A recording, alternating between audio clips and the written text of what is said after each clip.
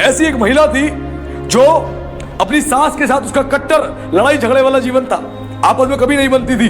वो अपनी सास को बिल्कुल पसंद नहीं करती थी और जीवन भर अपनी सास को कोसती रही, दोष देती रही जीवन भर।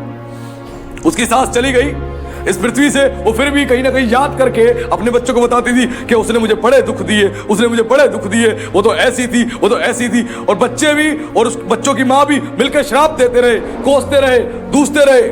और जिसके कारण क्या हुआ, वो माँ जो है वो कमर की समस्या से परेशान हो गई। उसके कमर में ऐसा दर्द रहता था, वो दुखी हो गई, वो दुखी हो गई। और लंबा समय हो गया ट्रीटमेंट कराते हुए, बेल्ट लगाते हुए, उसकी कमर के दर्द की समस्या जा ही नहीं रही।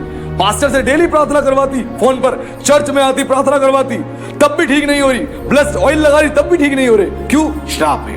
आपकी चंगाई में बाधा हो सकती है, आपकी चंगाई में बाधा हो सकती है। जब तक श्राप नहीं टूटेंगे आपको चंगाई नहीं मिलेगी। उद्धार में यही चीज बताई गई है, आपके पापों की क्षमा, सारे श्रापों से छुटकारा, फिर शारीरिक चंगाई, फिर आशीष को प्राप्त करना। और यीशु हमें ब्लेसिंग देने आया था, हमें सल्वेशन देने आया था। और उस महिला ने ये गलती करी, लेकिन जब एक बार उसके पास्टर ने उसकी बातों को सुना और उसके जीवन के बारे में उसने प्रभु के आगे प्रार्थना करी, तो प्रभु ने उसको बताया, उस सेवक को, कि ये जीवन भर अपनी सास को कोसती रही, उसको श्राप देती रही, उसको बोलती रही, जिसके कारण वो श्राप इसके ऊपर पड़ गए।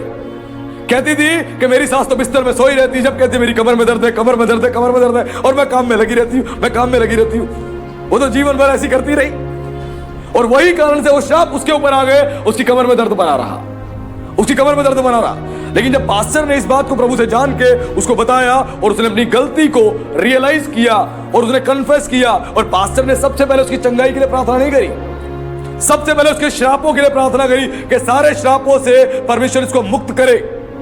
यीशु के नाम से सारे श्रापों से छुटकारे के लिए प्रार्थना करी। जब उसके श्राप टूटे तो उसके बाद जाके उसकी चंगाई के लिए प्रार्थना करी, और वो महिला जो 10 सालों से कमर के दर्द से परेशान थी, वो चंगी हो गई।